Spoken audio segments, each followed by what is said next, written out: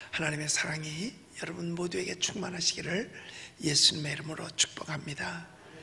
요한복음 1장 1절에 보면 이렇게 기록되어져 있습니다. 태초에 말씀이 계시니라. 이 말씀이 하나님과 함께 계셨으니 이 말씀은 곧 하나님이시니라. 이게 요한복음 1장 1절에 있는 말씀입니다. 여러분, 성경에서 가장 오래된 말을 기록한 데가 어디냐? 창세기가 아니에요. 요한복음 1장입니다. 창세기에는 이렇게 돼 있죠. 태초에 하나님이 천지를 창조하시니라. 그런데 태초에 하나님이 천지를 창조할 때 뭘로 창조하셨느냐? 말씀으로 창조하셨죠. 그런데 요한복음 1장에는 1절에서 그랬어요. 태초에 말씀이 계시니라. 그러니까 창조보다 먼저 있었던 것이 말씀이에요. 그런데 이 말씀이 하나님과 함께 계셨으니 이 말씀이 곧 하나님이시다라는 얘기죠. 그런데 그 말씀이 우리 가운데 자, 요한복음 1장 14절을 또 읽어볼까요? 자, 읽어봅시다. 시작. 말씀이 육신되어 우리 가운데 거하심에 우리가 그의 영광을 보니 하나님의 독생자의 영광이요 은혜와 진리가 충만하더라. 자, 태초에 말씀이 계시니라 라고 했고, 이 말씀이 하나님과 함께 계셨다 그랬는데 그 말씀이 육신되어 우리 가운데 거하셨다 그랬어요. 그러니까 말씀이 육신으로 거하셔서 우리 가운데 오셨는데 그 안에는 은혜와 진리가 충만하더라. 바로 누구를 가리키는 거냐? 예수님을 가리키는 겁니다. 그러니까 이는 말씀이 언어로만 나타나지 아니하고 말씀 자체가 인격으로 등장한 것을 얘기하는 겁니다. 그러니까 인격이기 때문에 말씀이 계셨다라고 이야기를 하는 겁니다. 그러니까 인격으로 등장하여 실질적으로 역사를 하고 계신다는 뜻입니다. 그러니까 솔로몬이 이 펴낸 전도서 이 말씀도 솔로몬의 말이 아니고요, 오직 하나님의 말씀인 줄 믿으시기 바랍니다. 모든 성경은 하나님의 감동으로 된 것으로 책망과 의로 교육하기에 유익하다라고 말했어요. 그렇기 때문에 하나님의 말씀은 어떤 성격을 가지고 있느냐? 인격적 성격을 가지고 있어요. 그래서 우리가 하나님의 말씀을 어때야 되느냐? 인격적 대우를 해드려야만 되는 거죠. 그러니까 사람으로, 즉 사람보다 하나님으로 인정해야 된다는 거예요. 그래서 하나님의 말씀에는 아니요가 없는 겁니다. 그래서 성경에 너희는 아멘 할지어다 라고 말씀했어요. 그러니까 하나님의 말씀에는요 절대로 거역해서는 안 되는 거예요. 오직 하나님의 말씀에는 순종밖에 없습니다. 자, 그런데 이 말씀은 어떤 성격을 가지고 있는가 봤더니 죄인의 마음을 찌르는 성격을 가지고 있어요. 오늘 본문 11절 우리 한번 같이 읽어봅시다. 11절. 자, 시작. 지혜자들의 말씀은 찌르는 채찍들 같고 회중의 스승들의 말씀들은 잘 박힌 못 같으니 다 한 목자가 주신 바이니라. 여기 죄인의 마음을 첫째로 찌르는 성격을 가지고 있습니다. 그러니까 지혜자의 말씀은 찌르는 채찍과 같고 라고 말했죠. 단도직입적으로, 촌절적으로. 이 말들이 다 뭐냐면 찔른다는 뜻이에요. 단도가 뭐예요? 작은 칼이잖아. 이걸로 직입, 서서 그냥 찌른다는 뜻입니다. 직입이 찌른다는 거거든요. 그러니까 이 하나님의 말씀은 조그만 칼로 찌르는 것 같고 바늘로도 찌르는 것 같다는 거죠. 그러니까 죄인의 마음을 찌르는 성격을 가지고 있어요. 하나님의 말씀이 아니면 절대로 그 무엇도 우리의 심령을 찌를 수가 없습니다. 뉘우치지 못한다 그 말이에요. 이는 하나님의 말씀이기 때문에 그래요. 사람의 마음을 찔러서 쪼개기 때문에 듣는 사람의 마음에 변화가 일어나는 거예요. 그래서요, 여러분, 사람이 죄를 지면 교도소에 갑니다. 옛날엔 형무소라 그랬지만 요즘은 교도소라 그러죠. 속된 말로 하면 빵간이라 그러고. 그런데 빵간은 교도하는 곳이 아니에요. 또 형무소는 형을 집행하는 곳이고요. 그래서 요즘 말을 다 바꿔서 교도소, 그러니까 도를 가르친다는 뜻입니다. 교는 가르친다는 뜻이고, 도는 선한 행실들, 그러니까 이 도를, 길을 가르친다는 뜻입니다. 그런데 여러분, 교도소 간다고 좋은 거 배워가지고 나오는 줄 아세요? 아니래요. 오히려 더 나쁜 사람들끼리 모여가지고 더 나쁜 것을 더 많이 배워가지고 온다는 거예요.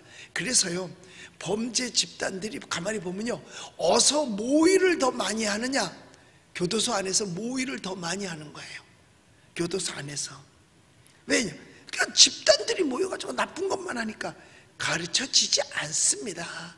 여러분, 사람이 마음이 변하려면요, 예수 믿는 길밖에 없는 거예요. 다른 길이 없어요. 그러니까 방탕하던 사람도 예수 믿으면 변하여 새 사람 됩니다. 흉악범도 변하여 새 사람 됩니다. 그러니까 교도소 갔다가 거기서 전도되어 가지고 변화된 사람들이 많이 간증해 보면 있지 않습니까? 그러니까 오직 하나님의 말씀만이 사람을 변화시킬 수 있는 거예요. 그러니까 하나님의 말씀의 성격 중에 하나가 뭐냐면 찌르는 성격이 있어서 변화를 시킨다 하는 겁니다. 그래 하나님의 말씀은 우리의 심령 골수를 찔러 쪼개기까지 한다라고 말했거든요. 그러니까 말씀 들으면 많이 깨달아요. 그래서요, 처음 예수 믿는 사람들이요, 더 빨리 깨닫습니다. 그리고 회개를 사실 더 많이 해요. 왜? 하나님 말씀 하나씩 다 들어보니까 더 자기 얘기하는 것 같아. 언제 누가 갖다 다 일러 바친 것 같아. 그 정도로 찌르니까. 그래서 눈물 콧물 쏟으면서 회개하는 거죠. 자, 그래서 사도행전 2장 36절 37절에도 보면은요, 베드로가 유대인들을 향해서 외칩니다. 자, 이렇게 읽어볼게요. 그런즉 이스라엘은 온 집은 확실히 알지니 너희가 십자가에 못 박은 이 예수를 하나님이 주와 그리스도가 되게 하셨느니라. 그들이 이 말을 듣고 마음에 찔려 베드로와 다른 사도들에게 물어 이르되 형제들아 우리가 어찌할꼬 하거늘. 자, 여기 보니까 베드로가 설교를 할 때 뭐라고 설교를 하기 시작했냐면 바로 십자가에 못 박힌 예수 그리스도, 이건 너희가 십자가에 못 박았다 그랬어요. 예수 그리스도는 죄인이 아니라는 사실입니다. 그럼에도 불구하고 너희가 십자가에 못 박았다는 거지요. 이 말을 듣고 저들이 충격을 받은 거예요. 왜? 죄인이 아닌데 불구하고 자기네들이 못 박으라고 소리를 질름으로 말미암아 죄인 취급받고 십자가에 못 박혔거든요. 그러니까 너희가 십자가에 못 박았다고 하니까 그제서 찔려가지고 그럼 우리가 어떻게 하면 좋지? 정말 우리가 잘못했구나 깨달음이 온 거예요. 베드로의 설교에 의해서 깨달음을 받는 겁니다. 여러분, 설교를 들으면 좀 깨닫고 변화해야 되고 긍정적이고 적극적이고 창조적인 사람으로 좀 바뀌어야 되는 것입니다. 그런데 요즘 사람들의 귀는 걸러서 듣는 것 같아요. 그냥 달콤한 것만 듣고 싶어. 그럼 여러분 당뇨병 걸려요. 달콤한 거 많이 먹으면 영적 당뇨병 걸린다니까. 그러면 운동 많이 해야 돼요. 당뇨병 걸리면요, 육체적인 운동 많이 해야 되잖아요. 그것처럼 심한 운동 해야 된다니까요. 그래서 여기에서 베드로가 말할 때 니네가 죽였잖아 예수님, 니네가 십자가에 못 박았잖아 그랬을 때 깨달은 거예요. 십자가에 못 박으신 예수 그리스도께서 많은 사람을 살리셨거든요. 그때도 베드로가 말합니다. 너희가 십자가에 못 박은 예수가 이 사람을 살렸느니라. 그렇기 때문에 저들이 깨닫고 울며 통곡하고 그러면 우리가 어찌해야 좋을까 하고 탄식했다 그랬어요. 또 히브리서 4장 15절에 보니까 하나님의 말씀은, 자 읽어볼까요? 시작. 하나님의 말씀은 살아있고 활력이 있어 좌우의 날선 어떤 검보다도 예리하여 혼과 영과 및 관절과 골수를 찔러 쪼개기까지 하며 또 마음의 생각과 뜻을 판단하나니. 하리라고 말씀을 했습니다. 그러니까 하나님의 말씀은 우리를 향한 회개 촉구의 음성입니다. 회개 촉구의 음성이에요. 그러니까 그 중에 죄인들에게는 가슴을 후벼 파는 것과 같은 그 어떤 칼보다도 더 예리해서 기어코 회개를 시키고 사람을 옳은 곳으로 인도한다는 거죠. 여러분, 예수님께서 십자가에 달리시기 전에 제자들 향해서 그런 말씀했어요. 너희가 다 나를 떠난다. 베드로에게 네가 나 다굴기 전에 3번 나를 부인하리라. 이건 주님의 말씀이에요. 그러니까 주님은 이 땅에 육신으로 오셨지만은 그 육신 자체가 말씀으로 오셨기 때문에 예수님 말 한마디, 예수님 행동 하나하나가 다 말씀인 거예요. 그런데 예수님께서 베드로에게 한 말이 그거잖아요. 다굴기 전에 3번 네가 나를 부인하리라. 그런데 베드로가 예수님 십자가에 달리는 길로 올라갈 때에 베드로가 멀찌감치 따라가잖아요. 그리고 여기 가서 꼈다고 저기 가서 꼈다가 3번 부인해요. 그리고 난 다음에 다구름 소리를 들었어요. 그때 베드로가 회개하고 통곡하기 시작합니다. 자, 그러면 베드로가 달개 소리를 듣고 회개하고 통곡한 거냐, 예수님의 말씀을 듣고 회개하고 통곡한 거냐 이거예요.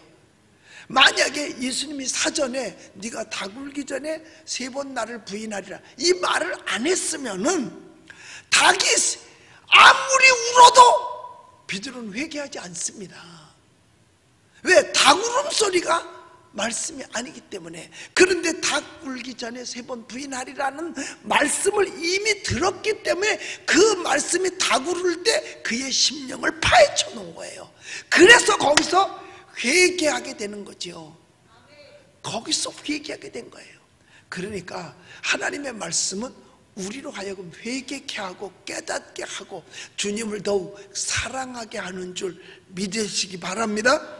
그 다음에 이 말씀은 못과 같은 성격이 있습니다.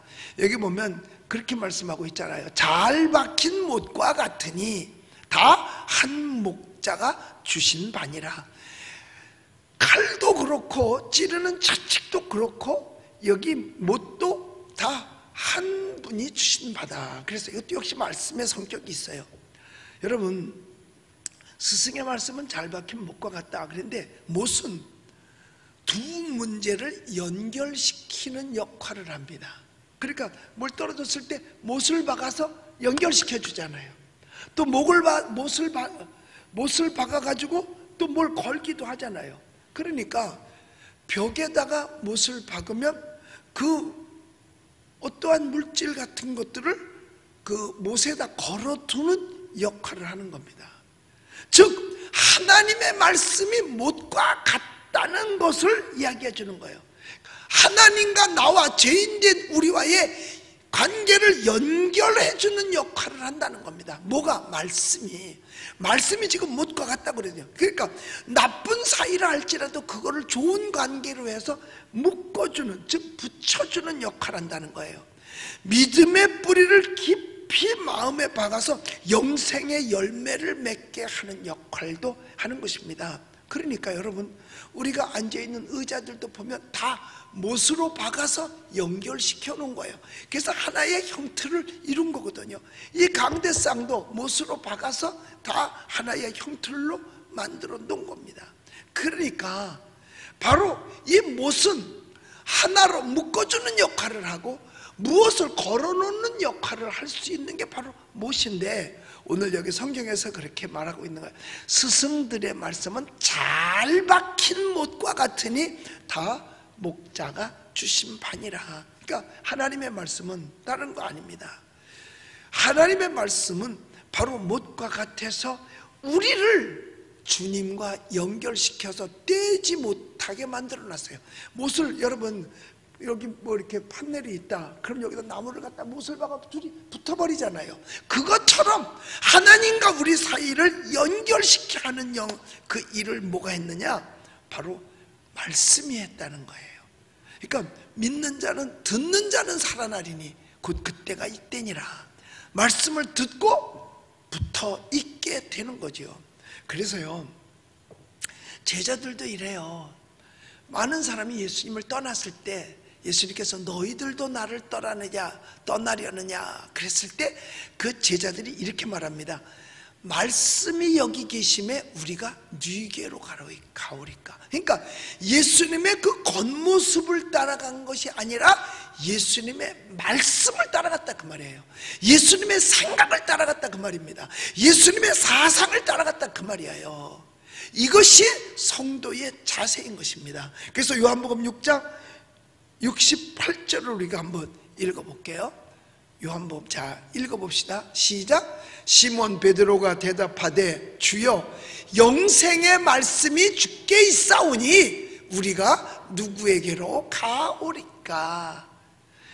먼저 번역에 보면요, 영생의 말씀이 여기 계신데 우리가 어디로 가겠느냐라고 말씀을 하는 겁니다.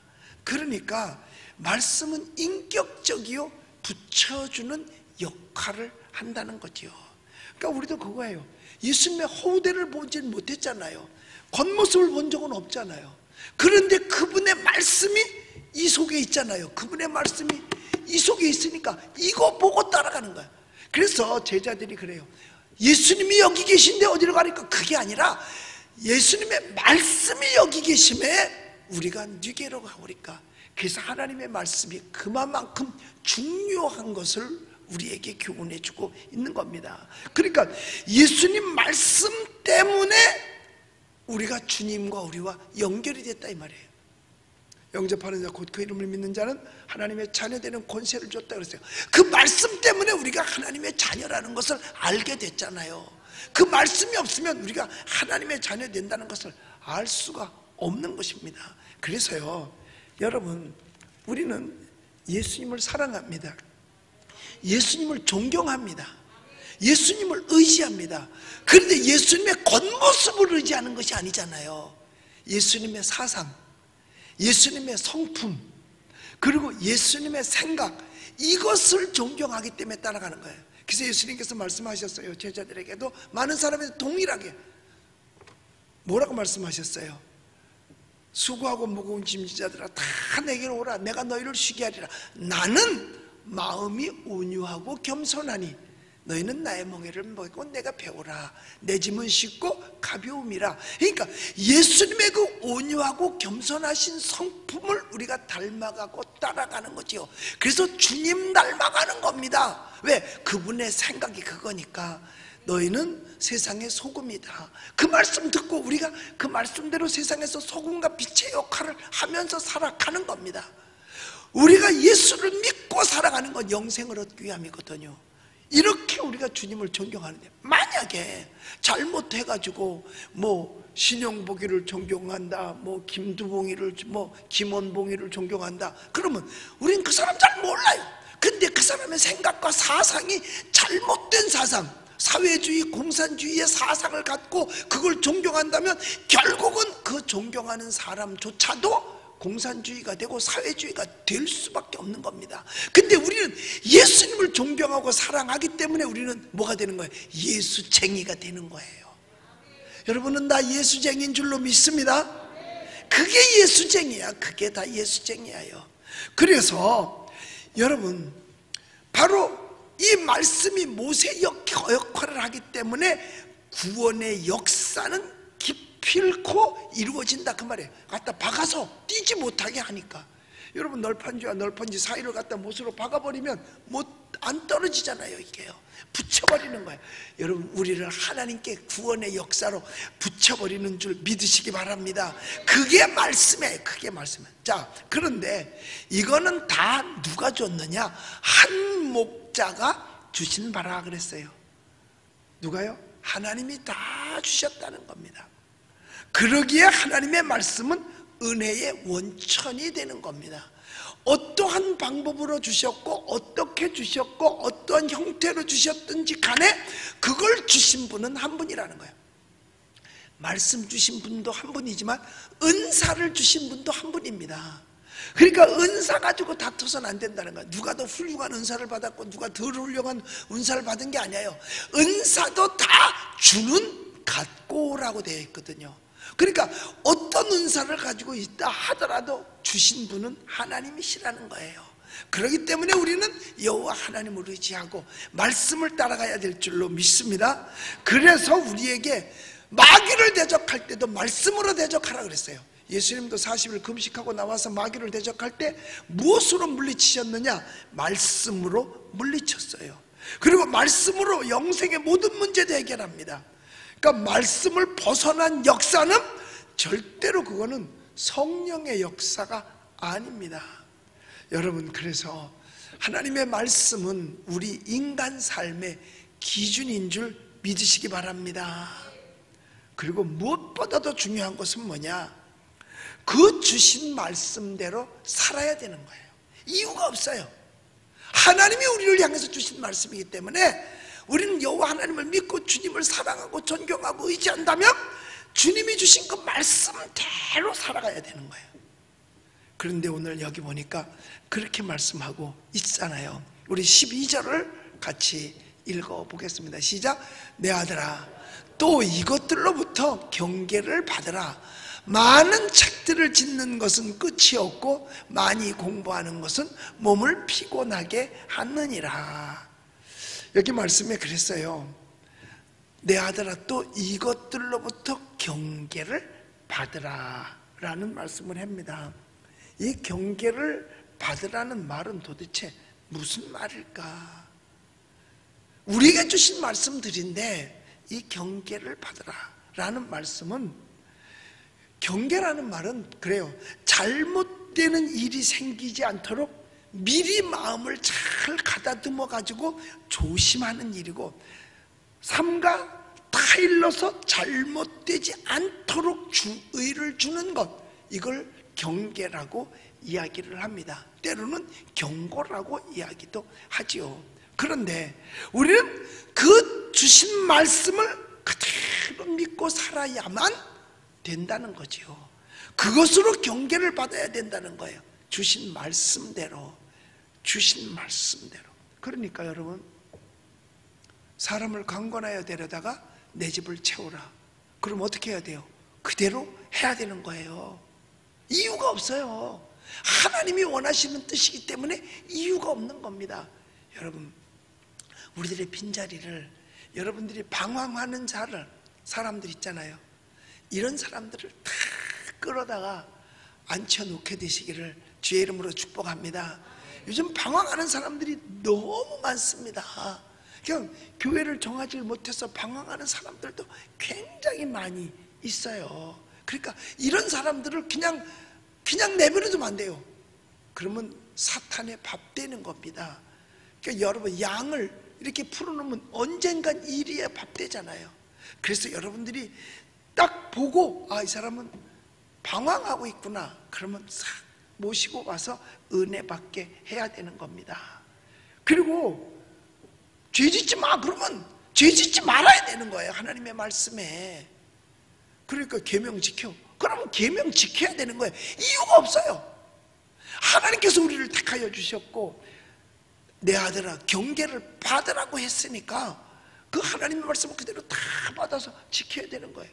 계명 지켜, 그러면 계명 지켜야 돼요. 살인하지 마, 그러면 살인하지 않아야 되고, 간음하지 마, 그러면 간음하지 말아야 되고요. 도둑질하지 마, 그러면 도둑질하지 말아야 돼요.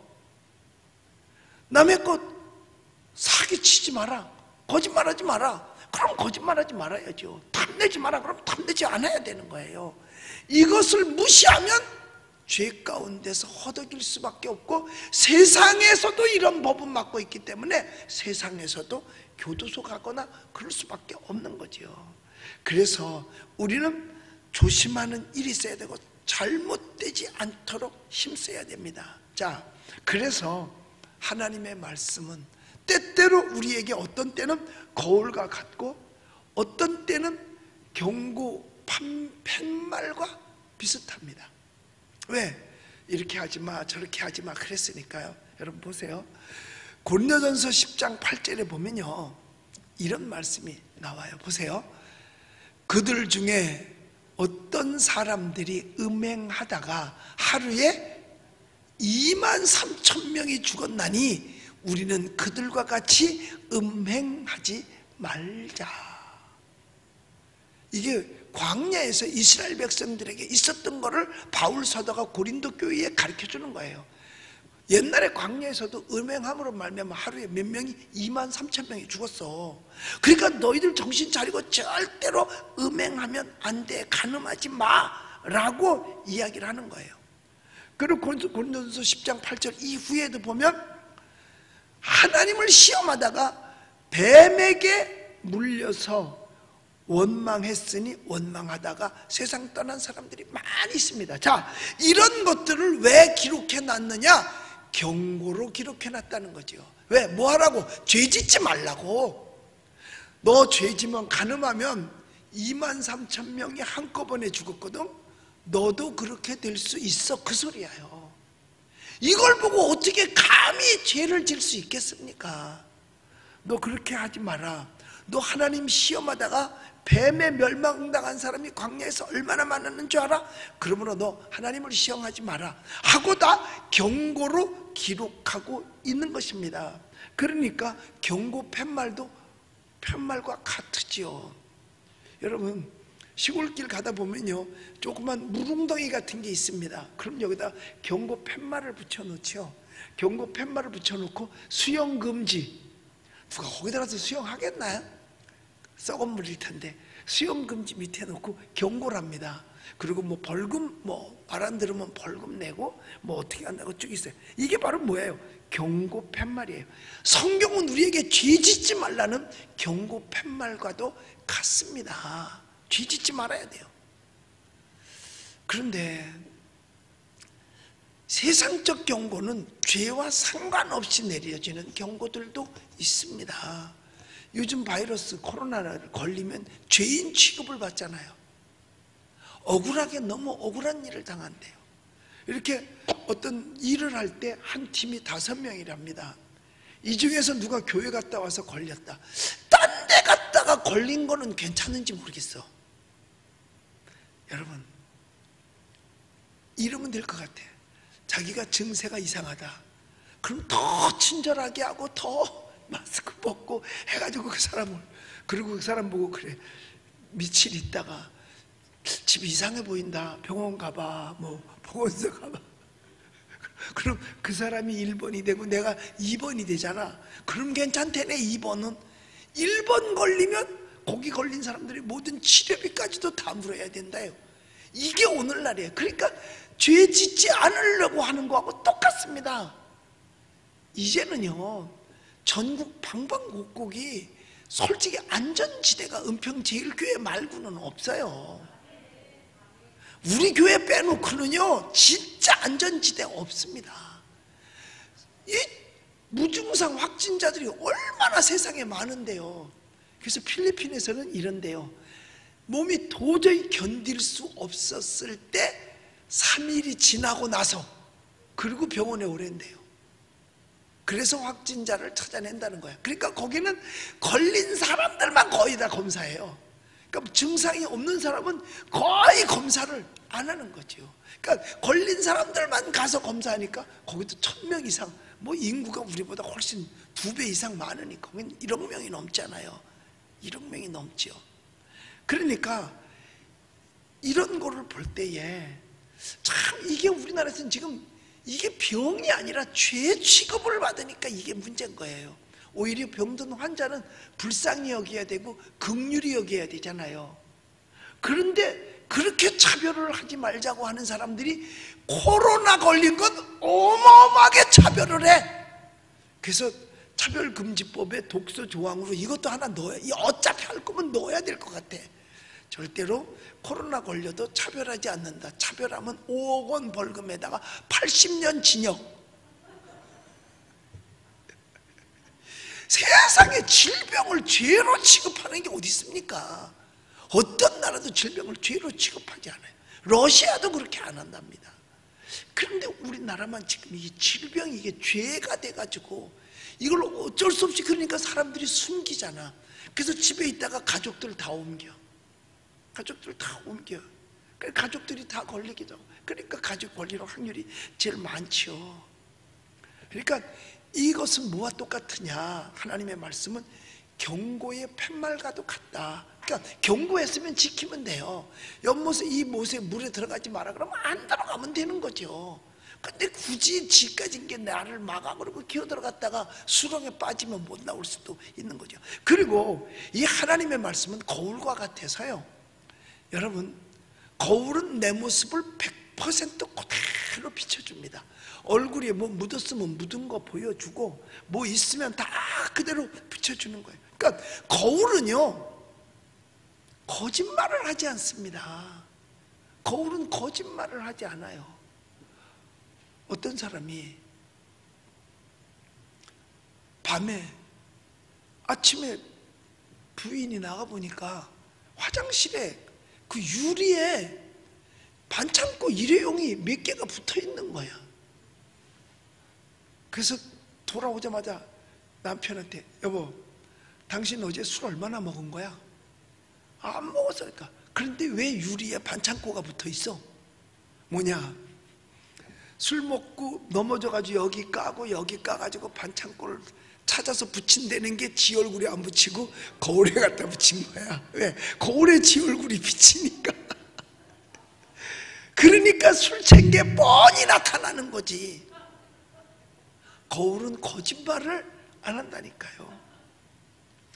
어떤 사람이 이제 겨울이 되니까 뭐 농사도 이제 가을거지도 다 끝나고 더 이상 농사할 게 없어요. 그러니까 뭘 했느냐, 겨울에 이렇게 놀고 있다가 비닐하우스만 갈 테니까 어디다 가서 장사라도 하고 오겠다. 그리고 장사를 하고 간다고 박물 장사로 준비를 해가지고 나가니까 부인이 잘 조심해, 잘 당겨와요. 그러더니 부인이 하는 얘기가, 여보, 올 때 나 머리 가래 빗 하나만 나 사줘. 그런 거예요. 그래서 알았어. 그런데 혹시 잊어버릴지 모르니까 저 달을 봐. 그러니까 그날 하늘을 쳐다보니까 반달이 떠 있는 거야. 여러분 노래도 있잖아요. 낮에 나온 반달은, 하얀 반달은 햇님이 쓰다 버린 쪽박인가요? 뭐 이런 노래도 있잖아요. 한번 해봐, 내가.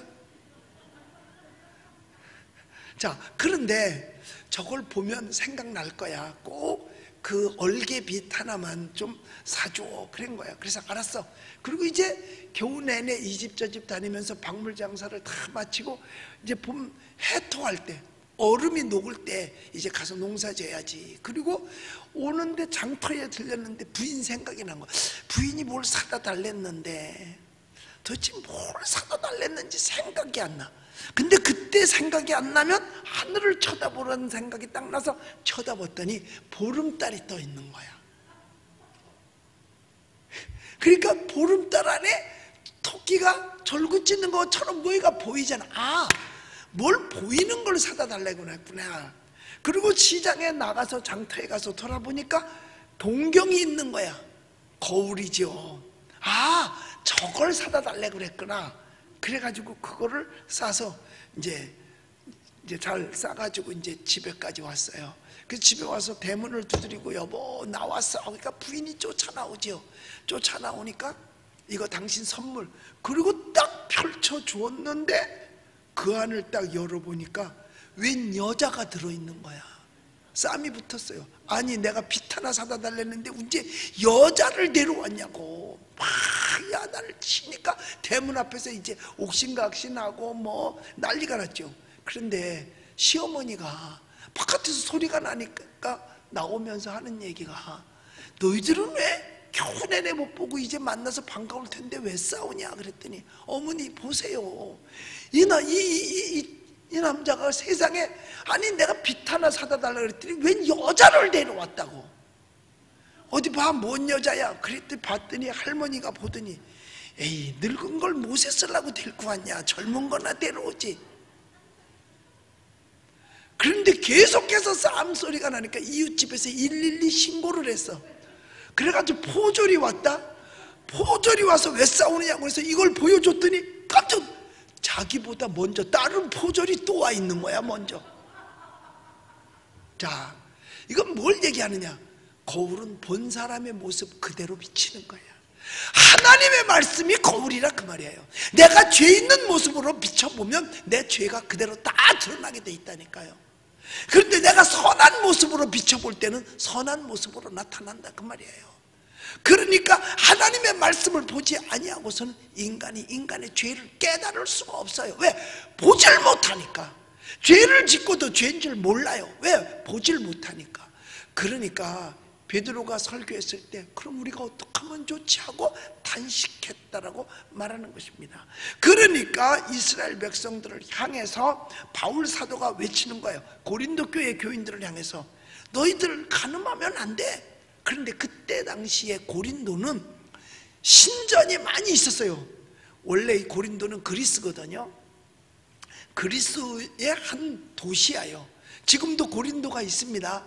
옛 고린도가 있고 새 고린도가, 뉴 고린도가 있어요. 그럼 고린도 운하도 있고요.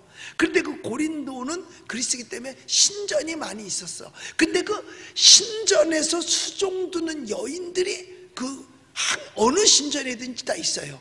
그런데 그 신전에서 수종두는 여인들은 뭐냐 하면 거기에 그 종교 행사 가운데 하나가 간음하는 일이었었어요. 그러니까 교회가 개척이 됐는데도 불구하고 여기도 똑같이 하나님 섬기는 신전같이 느끼고 고린도 교인들 가운데서도 옛 풍습을 그대로 가져 들어와서 간음하는 사람들이 있었다는 얘기예요.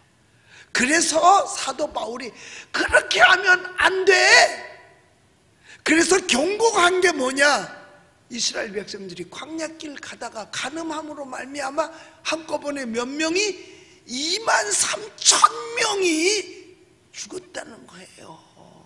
23,000명이요. 만약에 지금 우리나라도 간음하는 사람 이렇게 확진 간음자 뭐라 그래야 돼? 그런 사람에 비해서 이렇게 퍼센트로 간다면 제가 볼 때는요 코로나로 죽는 사람보다 훨씬 더 많을 것 같아. 훨씬 더 많을 것 같아. 갑자기 어느 날 지붕이 확 날아가면 고개 들지 못할 사람들이 어마어마하게 많을 것 같아. 그러니까 성경에서 우리에게 교훈해 주는 거예요. 간음하지 말라고요. 간음하지 말아라 하는 걸 가르쳐 주는 겁니다. 그 다음에 하나님을 경홀히 여기지 마라. 하나님 우습게 여기지 말라는 거예요. 왜? 주 시험하다가 뱀에게 멸망했어요. 뱀에 물려서 죽은 사람이 어마어마하게 많잖아요. 그 경고를 기록하고 있는 겁니다. 여러분 하나님 잘 섬기게 되시기를 예수님의 이름으로 축복합니다. 거기다가 이제 책을 짓는 것은 끝이 없다라는 말을 합니다. 여러분 이 세상에 책은요 계속 나와요. 하루에도요 아마 전 세계로 따지면 수십만 권이 새롭게 만들어질 거예요. 제가 지난번에도 제가 쓴 책을 여러분들한테 소개해 드렸잖아요. 13권을 다 제가 소개해 드렸잖아요. 지금 이제 다 내년이나 그때쯤 되면 제가 또 한 권의 책이 또 나올지 몰라요. 지금 또 생각하는 것이 있거든요. 그렇죠. 책은 끝이 없이 나와요. 그런데 더 안 써도 되는 책이 하나가 있는데 그게 바로 뭐냐? 성경인 줄 믿으시기 바랍니다. 그래서 이 성경은요 완성품입니다. 더 이상 쓸 게 없는 완성품이에요. 이 성경만이 그래서 완전한 책인 거예요. 그래서 바이블은 뭐냐? 책이라는 뜻이죠. 성경이 아닌 건 책이 아닌 거예요. 그래서 중요한 것은 이 성경책이 가장 중요한 거죠. 그런데 여러분 이 책을 계속 쓰는 사람들은 공부를 많이 해야 책이 써지죠. 저절로 책 써지는 줄 아세요? 여러분 나 우습게 알지 말어. 책 13권 쓰면요 이거 우스운 사람 아닙니다. 네, 고마워. 아니 평생 책 한 권도 못 쓰는 사람이 얼마나 많은데. 그리고요 목사가 성전 5개 짓는 거 이거 우습게 생각하면 안 돼요. 평생 가도 한 번도 못 짓기도 하는데 우리 5개 졌거든요. 왜 5개냐? 개척하고 얼마 안 돼서 내가 브라질에다가 아마존에다가 하나 졌어요. 브라질 그때는 5,000불이면 하나를 질 수가 있었어요. 5,000불. 지금 돈 우리나라 돈으로 한 500만 원 정도? 그러면 아마존에다가 40년 전 얘기하는 거예요. 지금요. 그거는요. 그때 브라질에 하나 져줬어요. 그리고 그 진 곳을 제가 가봤습니다. 그랬더니 뭐 시골집 이렇게 옛날 시골 교회처럼 해놓고 창문은 안 해주고 해놓은 걸 제가 가서 확인을 했지요. 브라질에 집회 갔을 때 거기까지 가봤는데, 그리고 우리 구성전 졌죠. 2번 졌죠. 그 다음에 필리핀 바딜리아에다가 그 빈민촌에다가 우리가 예배당 지어줬잖아요. 그게 그 마을에서는 제일 큰 건물이에요. 그 마을에서는 제일 큰 건물입니다. 교회 지금도 잘하고 있어요. 거기 한 500명 정도 모이고 있습니다. 바딜리아에 안티필리핀 안티폴로라는 시의 바딜리아 동네에, 그 동네 이름이 바딜리아야. 그런데 거기에 예배당 잘 지어줬어요.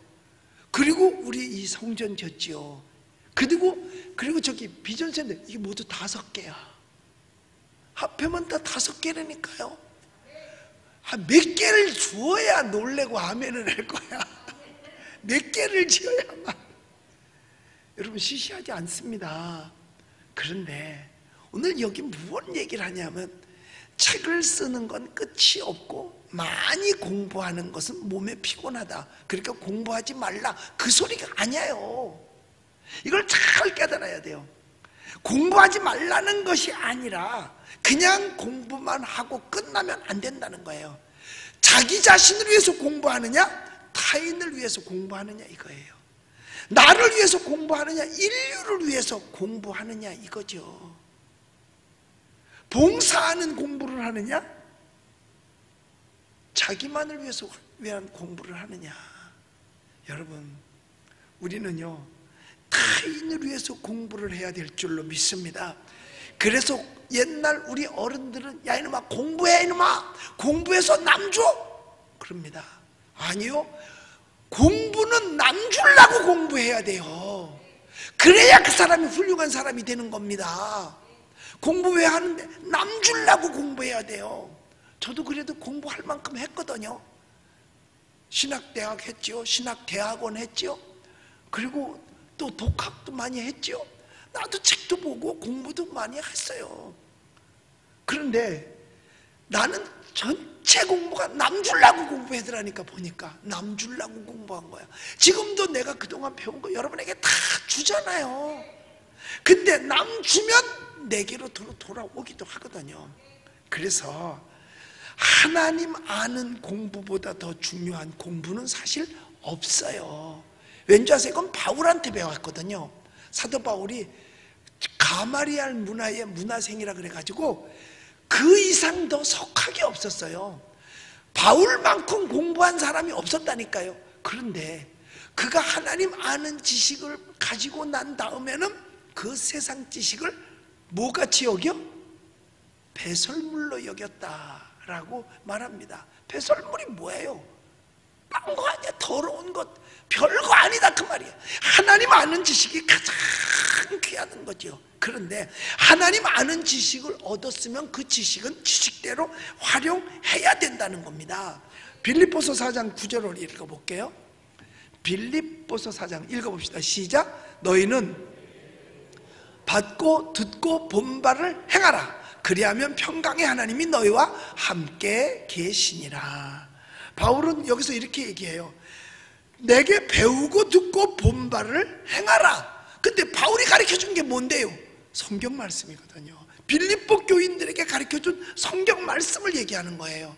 그러니까 세상적 학문이 아니라 하나님의 말씀을 듣고 보고 배웠으면 그대로 하라는 거예요. 그렇게 되면 평강의 하나님이 너희와 함께 하신다. 그럼 우리도 평강이 넘치게 되는 거죠. 그래서 우리는 하나님의 말씀을 들었을 때 내 삶 속에서 여러분들이 그 말씀을 실천하려고 노력하게 되시기를 주님의 이름으로 축복합니다. 그러므로 우리는 대신 주께서 원하시는 공부를 해야 돼. 원하는 것을 많이 배워야 돼요. 여러분 의대 가면 열심히 의학 공부해야 돼요. 왠지 아세요? 그거는 병든 자를 위해서요. 그러니까 그 공부도 역시 누구를 위한 거야? 남을 위한 거예요. 그러니까 본질을 흐트러뜨리면 안 되는 겁니다. 돈 벌려고 의사를 하면 안 되고요, 남을 위해서 의사를 열심히 하고 자기 배운 대로 다 하면은요, 그 다음에 돈도 벌리는 거지, 목적이 돈이 되어서는 안 된다 그 말이에요. 목적이 사람을 고치고 살리기 위해서 공부를 하는 것이어야지 돈 벌으려고 공부를 해서는 안 된다 그 말이죠. 열심히 의학 공부해서 병든 자 고치고 열심히 신학 공부해가지고 많은 영혼 구원해내고 이르는 것이어야만 된다는 얘기죠. 그러니까 본질을 흐려서는 안 되는 거예요. 본질은 구원에 있거든요. 본질은 사람을 살리는 데 있어요. 그러니까 이와 같은 공부는 아무리 피곤해도 해야 된다는 거예요. 여기 보니까 많이 공부하는 것은 몸을 피곤하게 하느니라. 뭘 위해서 때 본질이 없이 자기의 학식만을 위해서 하는 거는 아무 의미가 없다는 거. 그걸 피곤하게 만든다는 거예요. 그러나 목적이 있고 본질이 분명한 것을 공부하면은요, 피곤하지도 않습니다. 피곤하지도 않아요. 그러니까 이건 하나님의 최고의 명령입니다. 여러분, 열심히 공부해서 원자력을 공부해가지고 원전을 세우려고 공부를 했다고 칩시다. 그런데 거기서 핵무기를 개발해가지고 핵으로다 남을 죽이려고 개발한다면 그건 잘못된 거죠. 그런데 원자력을 공부해서 그 원자력을 통해서 원전을 짓고 그걸 통해서 어마어마하게 많은 전기를 생산해서 온 국민이 편안하게 살 수 있겠다, 이런 공부를 해야 된다 그 말입니다. 근데 북한하고 다른 게, 우리하고 다른 게 그거예요. 북한은 어떻게 하든지 뭘 조금이라도 해서 거기서 플루토늄을 빼내가지고 그걸로 핵무기를 만들고 도저히 그게 안 되니까 다른 가서 사올라. 그 목적은 사람을 죽이는 데 있는 것 아닙니까? 그런데 우리나라는 아니에요. 우리나라는 원전 어떻게 하든지 공해 없이 가장 안전한 방법으로 만들어서 그걸로 전기를 생산해내가지고 전 국민이 전기로 편안하게 샀어요. 여러분, 지금 우리 인간을 가장 편안하게 해주는 게 뭔지 아세요? 전기입니다. 전기보다 우리를 더 편안하게 해주는 게 없어요. 전기가 없으면요, 불편해서 살아갈 수가 없어요. 그래서 에디슨이 가장 잘한 게 뭔지 아세요? 전기를 발명한 거예요. 에디슨이 가장 잘한 게 전기를 발명한 거예요. 그런데 여러분, 이 전기가 없으면 우리 꼼짝도 못 하잖아요. 우선 전기 없으면요, 밥을 못 해. 요즘 사람들 불 떼서 밥할 수 있을 것 같아요? 못 하죠. 에이, 그럼 못 하니까 사 먹는다고. 공장은 전기 없이 밥해? 요새 사 먹는 밥이 뭐라 그러지 그거?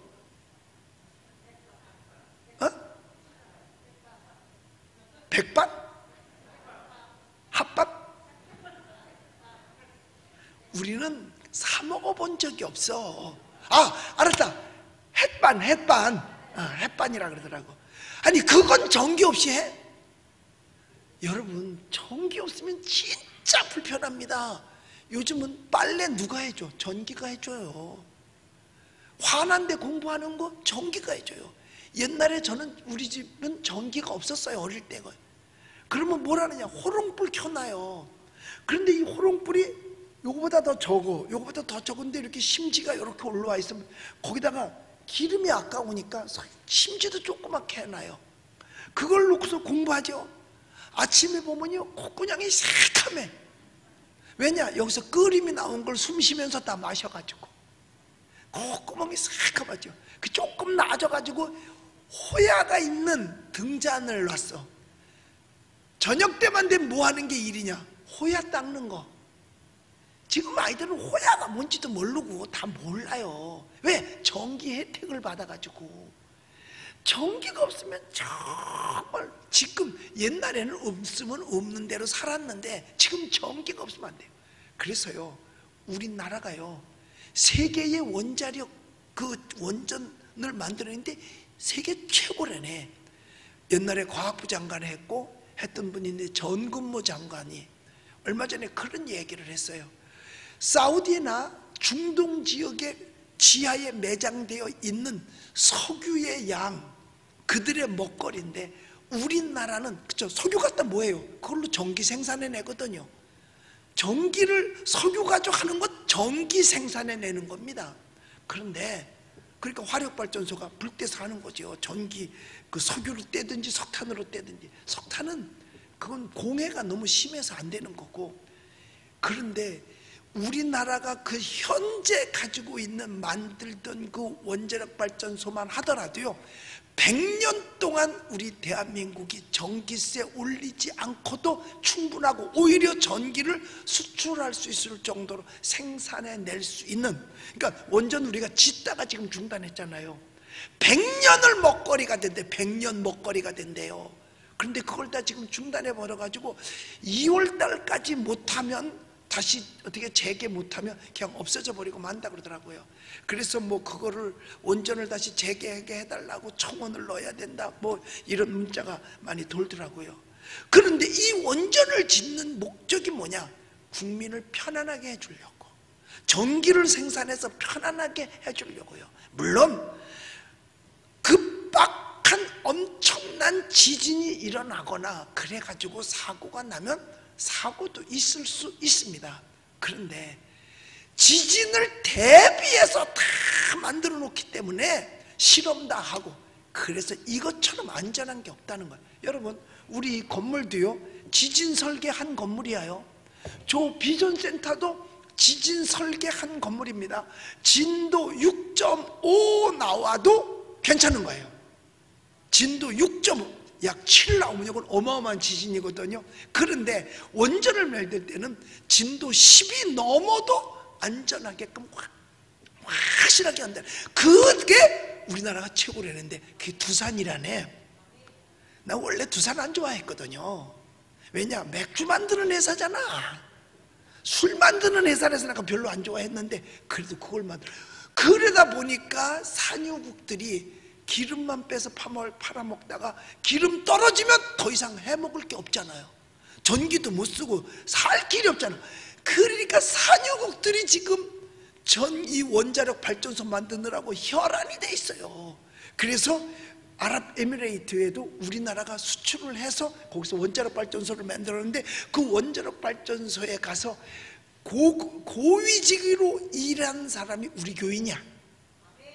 청년 때부터 커가지고 청년끼리 만나서 결혼을 해가지고 우리 교회에서 그래가지고 그 울산인가 거기 그 발전소에 있었어요.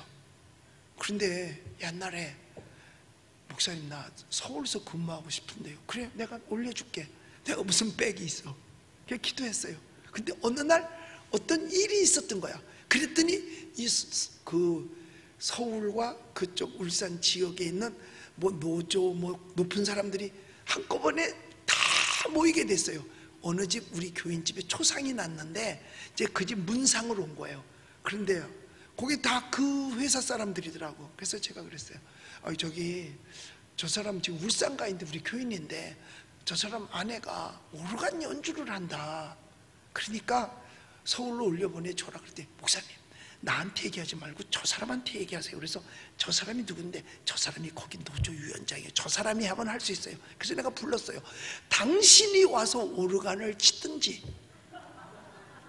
아니면 우리 교인을 올려보내든지 둘 중 하나에 꼭 해야 돼. 그랬더니요 알았어요. 그러더니 세상에 그 다음 달 올려보내줬어. 할렐루야. 그게 누구 백이야? 하나님 백이죠.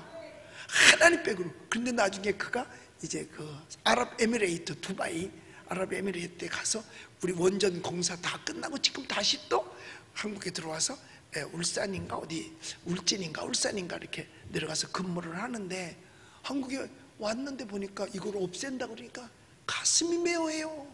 아니 사람들이 이렇게 모를까? 아니 왜 기름 나오는 그런 산유국들도 원자력을 발전소를 세우는데 있던 걸 왜 없애느냐 이거죠. 그러면서 탄식을 하더라고요. 이거보다도 안전한 게 어디 있는데. 화력발전소는 안전해요? 거기다 불 나면 그만이야. 어디든지 똑같아요. 대신 대비만 잘하면 되지. 자, 그러니까 중요한 건 뭐냐? 열심히 하는데 목적이 뭐냐가 중요한 거예요. 목적이 뭐냐 이거예요. 사람들을 위해서 하는 거냐, 돈 벌으려고 하는 거냐 이거예요. 사람들을 위한 것이에요. 그러니까 원자력 발전소에서 나오는 전기로 온 국민을 편안하게 해줄 수 있는 거죠. 그리고 전기세도 오르지 않고. 왜? 넉넉하게 생산이 되면 전기세는 올라갈 일이 없는데, 넉넉하게 생산이 안 되고 쪼들리면 이제 어떤 현상이 나느냐? 가끔가다 이제 정전 현상이 나겠죠. 그랬다가 냉장고가 냉동실에 것 이제 전기 나가면 다 내려가겠죠. 그럼 내가 가르쳐 드릴게요. 전기가 딱 나가잖아요. 그럼 제일 급한 게 냉장고잖아요. 냉장고 콘센트를 여기다가 딱 꽂아.